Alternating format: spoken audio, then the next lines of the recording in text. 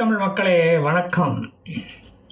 எங்கள் ஒப்பற்ற கொக்கரிக்கும் தானை தலைவன் ஒரு செத்த கோழியாக ஆக்குனது மட்டுமல்லாமல் அன்னாரின் பூத உடலை 5 மாசமா ஃப்ரீசரில் அடக்கமாக வச்சிருந்து சீஸ்ஃபயர் அறிவித்ததும் பூ போல வீராவேசமாக வெளியே எடுத்து ஓப்பன் ஏரில் தூக்கிட்டு வந்து பப்ளிக்காக ஒரு சவ ஊர்வலத்தை நடத்துகிறா. அது கூட உங்களுக்கு பொறுக்கலையாடா? அங்கேயும் வந்து இஸ்ரேலிய விமானப்படை தாழ்வாக பறந்து நசரல்லாவுக்கு கூடியிருந்த கூட்டத்தை பார்த்து பொறுக்க முடியாமல் அரண்டு போய் பொறாமை தீயில வெந்து போய் அதை கலைக்க பார்த்தாங்க. எங்கள் ஒற்றுமையை கண்டு மிரண்டு போயிட்டீங்களாடா? அது உங்கள் கண்களை ஏண்டா இப்படி உறுத்துது? எங்களுடைய அடக்கம் பண்ணுகிற அனுபவத்தில் ஒரு கால்வாசி கூட இல்லாத இஸ்ரேல் அந்த கூட்டத்தில் வந்து கண்ணீர் புகை குண்டு வீசி கூட்டத்தை கலைக்கலாம்னு ட்ரை பண்ணியிருக்கு. எங்களுடைய அல்லா மிகப்பெரியவன் என்ற கூக்குரலை கேட்டதும் பேடிப்பயலுக பயந்து ஓடியே போயிட்டானுங்க. அப்புறம் அந்த விமானத்தையே காணோம். வடக்கு லெபனான் பக்கம் போய் அந்த விமானிகள் கை நடுங்கி போய் எங்கேயோ குண்டை வீசிக்கிட்டு வந்திருக்கானுங்க. ஐயோ ஐயோ, ஏன் தைரியம் இருந்தால் எங்கள் மேலேயே குண்டை போட்டு இருக்க வேண்டியது தானே? நாங்கள் என்ன உங்களை மாதிரி சாவதுக்கு பயந்துக்கிட்டா இருக்கோம்? அப்படியா எங்களை எல்லாம் வளர்த்துருக்காரு? நாங்கள் எல்லாம் கல்லறையே முத்தமிட்டு உள்ளே போய் படுத்துக்கிற கூட்டம்டா. சாக பிறந்தவன் ஐயா, சாவதையே ஒரு சாதனையாக செய்கிறவன். எங்ககிட்ட வந்து உன் பூச்சாண்டியெல்லாம் காட்டாத. அதெல்லாம் நாங்கள் போன வருஷமே பார்த்துட்டோம். சிங்கத்தின் குகைக்குள்ளே போய் அதன் உள்நாக்க வெடுக்குன்னு பிடிங்கி திங்கிறவங்க நாங்கள். வேற எதுவும் புதுசாக இருந்தால் காட்டு, அதையெல்லாம் வேற ஆளுகிட்ட போய் காட்டியா? நாங்கள் அக்டோபர் 7 அன்னைக்கு பிடிச்சிக்கிட்டு போன இஸ்ரேலியர்களின் கையை பின்பக்கமாக ஒரு வாரத்துக்கு மேலே கட்டி வச்சிருந்து ஹமாஸ்னா யாருன்னு காட்டணும் பார்த்தியா? கயிறு அறுத்து ரத்தம் வந்ததால் கைதிகள் கெஞ்சினதால் கை கட்ட அவுத்து முன்பக்கமாக கட்டி போட்டோம். எங்கள் இறக்க சிந்தனையை பாராட்ட உங்களுக்கு மனம் வராத? சாப்பிடாம இருந்து செத்துக்கிட்டு போயிடப்படாதேன்னு தினமும் ஒரு வேளையாவது சோறு போட்டோம். அவங்களுக்கு சாகாமல் பாதுகாத்ததுக்கு ஒரு நன்னி விசுவாசம் கூட அவர்களுக்கு இல்லையே. அதை காட்ட மாட்டேங்கிறானுங்களே. விலங்கு மாட்டி இருந்ததால் அவனால் சாப்பிட முடியல. அதனால நாங்கள் பச்சை பிள்ளைக்கு ஊட்டி விடுற மாதிரி அம்புலி மாமாவை கூட காட்டாமல் ஊட்டி விட்டோம். அந்த இறக்க குணத்தை பாராட்ட உங்களுக்கு மனம் வருதா? தீவனம் போட்டு அவங்கள சாகாமல் பாதுகாத்துக்கிட்டு 1-2 நாள் இல்லை 500 நாளைக்கும் மேலே பாதுகாத்துக்கிட்டு வந்துருக்கோம். அவங்களோட நாங்களும் சிறை கைதியாக வாழ்ந்துக்கிட்டு வந்திருக்கோம். அமாசுகளை பாராட்டணும்னா உங்களுக்கெல்லாம் மனசே வராத. கல் நெஞ்ச காரணம் ஆச்சே நீங்கள். எங்களுக்கும் நல்லா நேரம் ஜாலியாக போய்கிட்டு இருந்தது. இப்போ நாங்கள் பொழுதுபோக்க எங்கே போவோம்? செல்ஃபோனும் பார்க்க முடியாது, பார்க்க முடியறது இல்லை. அதையும் வெடிக்க வச்சிடுறீங்க. இப்போ இந்த சீஸ்ஃபயர் முடிஞ்சு எல்லா பிணைய கைதிகளையும் விடுவிச்சிட்டா ஹமாஸை முழுமையாக ஒழிக்க கிளம்பிடுவானுங்களே. இப்போவே ஃபிலடெல்ஃபி காரிடாரை விட்டு நாங்கள் போக மாட்டோம், போர் இன்னும் முடியவில்லை அப்படின்னு போகாமல் அடம் பிடிச்சிக்கிட்டு இருக்கிறானுங்க. அக்டோபர் 7க்கு பழிக்கு பழி வாங்க ஆக்டோபஸாக மாறி எங்களை 8 திசையிலும் 8 டெண்டக்களை நீட்டி எங்களை திணற அடிக்கிறதுக்கு ட்ரை பண்ணுறானுங்க. தெரியாமல் தாக்கி விட்டோம் ஐயா. அந்த மன்னிப்பு கடிதம் எழுதி கொடுத்தாலும் ஏற்றுக்க மாட்டேங்கிறான். 100 தோப்புகரணம் போட்டாலும் ஒத்துக்க மாட்டேங்கிறான். வசமாக சீஸ்ஃபயரில் வந்து நாங்கள் மாட்டிக்கிட்டோம்.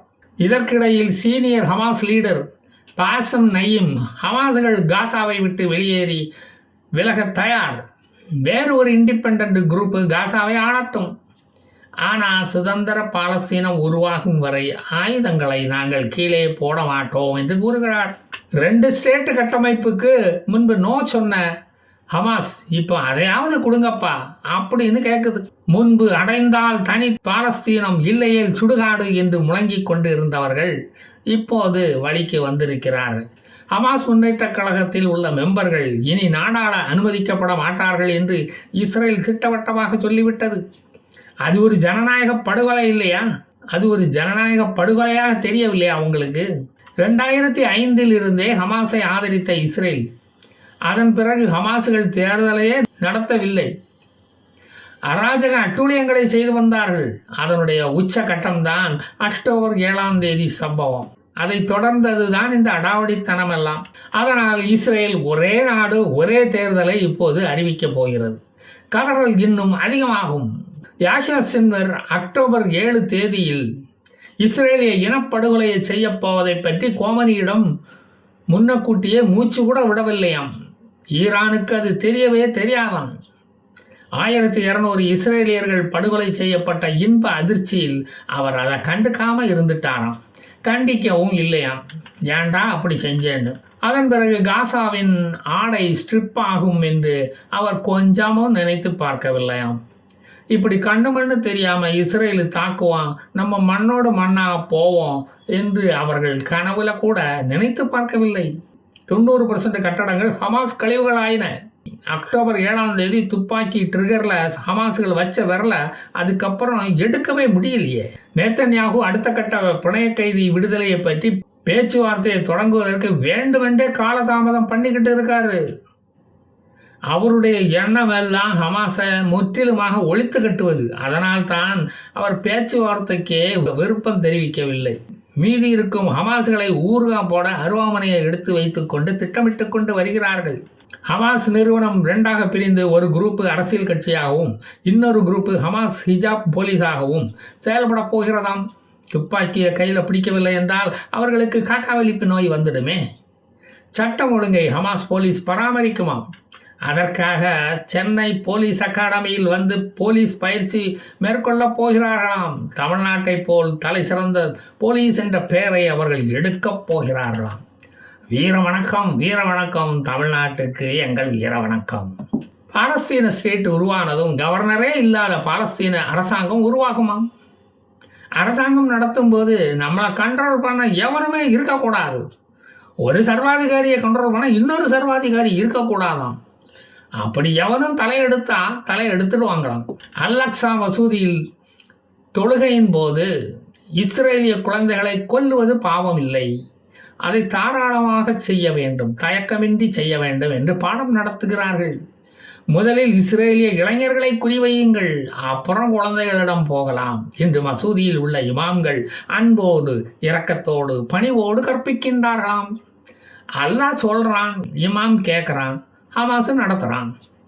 இந்த மாதிரி நஞ்சை விதைப்பதால் போர் இப்போதைக்கு நிற்காது என்பதை தைரியமாக நம்பலாம். நமது வீடியோக்களும் தொடர்ந்து வெளிவரும்.